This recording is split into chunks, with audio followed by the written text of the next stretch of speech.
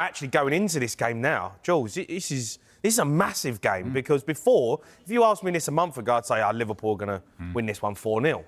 All of a sudden, this game feels like it's become a little bit more evenly balanced because of how Liverpool have been playing. Yeah, United finishing off before the break with the win over Sunderland. Liverpool having had that great start, losing 3 in a row.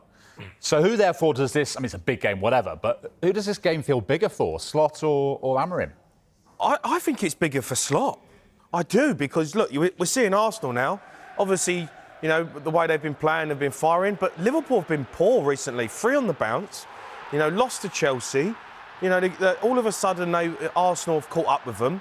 They're looking shaky at the back, all over the place in midfield. Question marks over the signings. Isak not being fit.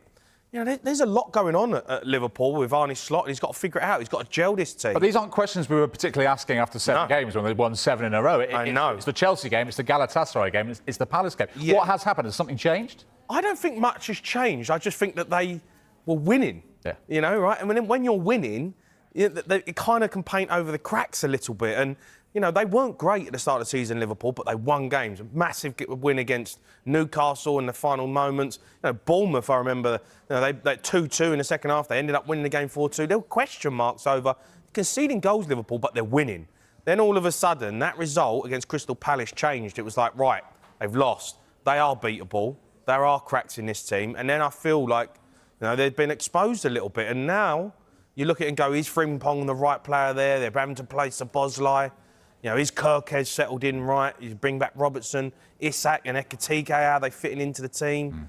There are question marks. And before, everyone was just going, oh, my God, what a team they've put together. They're going to win everything. But actually, when you're looking at the defensive side of Liverpool right now, Kanate's not been playing well. You know, you can expose them. Manchester United, your old club, Owen. The debate rages. It's not really a great deal different, is it? Despite the changes and the money that was spent in the summer, is it a whole lot different to last season? No, doesn't feel like it. And they're probably, they're not playing well either. You know, I think if you're playing well and not getting results, okay, that's not great either. But at least you can see it. I think for like Ruben, he's so open and honest, and he's such a great communicator. But in the end, we all know we've been in this game a long time. It's all about results. You've got to get results. You can't have Bruno Fernandes in there, can you? No. In a central 2 out of possession. It's not good for him and it's not good for them. Why will he not change that? Well, I think there's a few things that he won't change, really. I mean, I find it baffling. The floor is yours. Well, I do find it baffling that when any coach goes to a club, I get you've got a playing style that you want to implement, right? Whether it's 3-4-3 or 4-4-2, doesn't matter what it is. But if you've not got the players to do that when you move to the club, I'm of the opinion you've got to adapt to the players. 100%. And find a system that suits the players. And by all means, every window, bring in players that you can eventually, that will complement your system and you play your system. But if I was going to be critical, I just think you've got to play a system that suits the players first and foremost. You know what's interesting, Ali? Bruno's by far their best player by a country mile. Yeah. And then they go inside 2 10s to play his position. So he has to play as a defensive midfield player almost. And it's like, I appreciate you needed more goals because they thought, OK, we get more goals, that gets us higher up the table than, say, a world-class goalkeeper. But actually, you're probably the best 10 in the division, you could argue, with Cole Palmer and Bruno. And you drop him because they want somebody to play through midfield, and then you got Cunha and Buemo. But it's like, why didn't you just sign a central midfield player to play there and let Bruno do his thing with Cunha? Do you know? And then a goalkeeper, because I think it would have fixed a lot of issues. Let's just dig in there at you, Leah. I know he's already said we can't be mentioned in the same breath. As much as I'm, you know, worried about the weekend, I'll never back against Man United, ever. I think my head and my heart's telling me 2 different things, Tom. Go on then, what's your head saying? Man United 2-1. And heart? 3-1. Not going to say. More retraction. Right, OK. Peter, great to speak to you. Thank you. Thank you. Cheers. By the way... Like, we are poor. There's no denying that. But I still feel like Liverpool are far, like, on a completely different level. I mean, it's a massive rivalry. We never really like going to Anfield, apart from years ago when John O'Shea scored the winner there. But other than that, we don't have great luck there. So I'm not feeling good about the weekend, from a United perspective. Yeah, Peter, do you see the same gap as Leanne's saying now between the 2 clubs? Yeah, it's catastrophic. The gap, it's a massive chasm. Liverpool are light years ahead of Man United. They shouldn't even be in the same conversation. I think it's just that historical names now that is the reason why Man United couldn't even envisage getting in the top 5 for the Champions League. Never mind being in the same conversation as Liverpool. Have you got any question marks at the moment over Arne Slot? I'm certainly not saying to replace Arne Slot, but have you got some questions for him right now? I think for what he's done and he's come in, he's been an absolute class act since the beginning of last season. He's won the Premier League in his first season. Not many managers do that. How he handled the contract saga last season was great. What he'd done over the summer and how he was so dignified and how he handled everything in that horrible situation has been fantastic. I think just a nitpick a little bit this season. I do agree that he has changed a lot of in-game decisions. So I know that we've brought in a lot of players in the summer and you have to make changes, but it's his in-game decision-making, which is sort of baffled me a little bit against Chelsea. We changed 3 of the back 4 in that game, and I don't really think you should be doing that, despite the yellow cards or not. If you can't trust the footballer to not get a second yellow card, then he shouldn't be playing on the pitch in the first instance, because it's not the first time he's taken a fullback off the season after getting booked. We've talked a lot about how much money Liverpool spent, and we've also talked about, you offset some of that with a lot of sales as well. But Alexander Isak, a huge signing, it hasn't worked out just yet. Are you worried about that in any way? And if not, how long will it take for him to properly get up to speed? Because you've signed him to score the goals to win you the title. Absolutely no worry whatsoever. I think there's a lot of the narratives coming from a lot of Newcastle fans online, and there's a certain reporter in the Northeast who was very upset over the summer. So that narrative that Alexander Isak is failing is beyond me. So I think he's got 1 goal in 9 games with club and country. Yes. Sweden are not very good. Let's put that right. And Liverpool haven't been very good since he's come into the side. He's just finding fitness. He's just played 2 back-to-back 90 minutes. So I will be judging Alexander Isak over the coming weeks. And Liverpool fans are notoriously supportive and they love the number 9s. I fully expect them to show the real Alexander Isak over the coming weeks.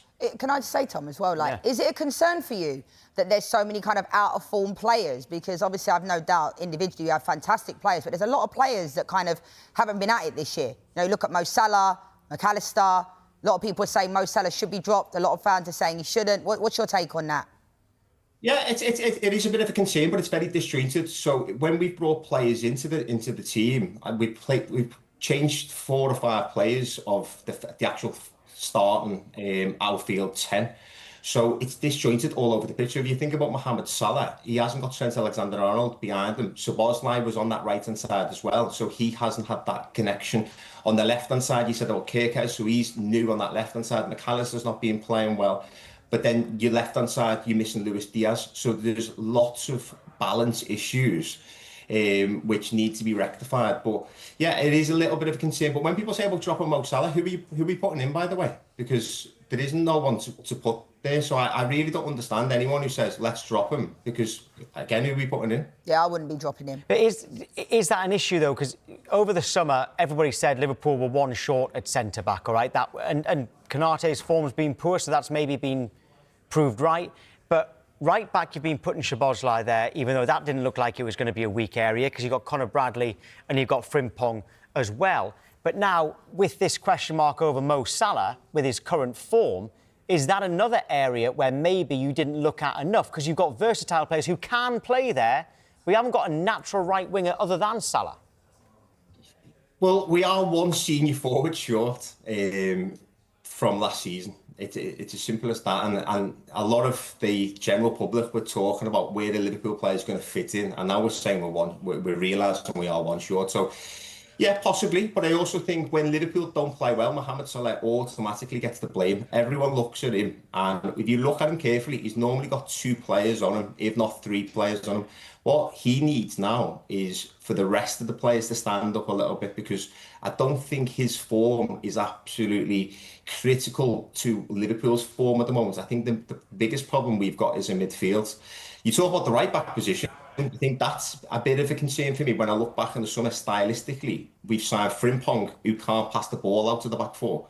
And you've got Conor Bradley, who's a phenomenal talent, potentially, who again is a different type of player than Trent Alexander-Arnold. And I think that's why he's put Szoboszlai there, just to distribute the ball, just to get it out of the back four. Because Konate obviously can't do it.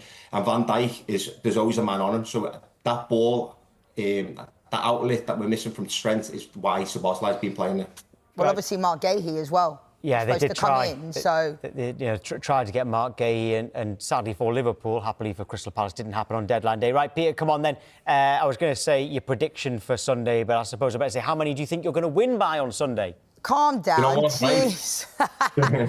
It's always a horrible game against Man United. We've had some big scorelines, but for me, I just want Liverpool to control the game, because no matter what we've done this season, we haven't controlled the game from start to finish. So if we win 2-0 and we control the game, that'll do me. So I'm thinking of a Super Sunday where I was a kid, Robbie Fowler banging in two. If Isak can do the same on Sunday, that'll do. Yeah, I think when a 2-0 win, will do, it's a sign of a club that's actually doing very, very well. Anyway, we want Amaranth to stay in the job. Oh, you calm down, jeez. We've let him get a Manchester United are expected to have Nasser Mazraoui available for selection in Sunday's clash with Liverpool. Mazraoui has been restricted to just 3 appearances for the Red Devils this season due to injury problems. The Morocco international missed the start of the 2025-26 campaign with an issue that he suffered during pre-season, but he did return to action against Burnley at the end of August. Mazraoui would go on to start against Manchester City and Chelsea, but he has missed Man United's last 2 games against Brentford and Sunderland due to an unspecified issue. The 27-year-old did link up with the Morocco squad for their 2026 World Cup qualification matches against Congo and Bahrain, though, with the defender undergoing recovery work. According to the Manchester Evening News, Mazraoui has since been back at Man United's training base, and all of the signs are pointing towards him being available against Liverpool. Mazraoui is an option to start in the back 3, while he will also be in manager Ruben Amorim's thinking when it comes to the right-sided wing-back position at Anfield. The 27-year-old proved himself to be a vital player for Amorim last season, starting 38 of the Portuguese's 42 games in charge during the 2025-26 campaign. However, a lack of football could count against the defender when it comes to the starting side for Sunday's clash with Liverpool, as Man United look to make it back-to-back wins in the Premier League. Man United will also seemingly have Lisandro Martinez available for selection, with the Argentina international making excellent steps forward in his recovery from a long-term knee injury.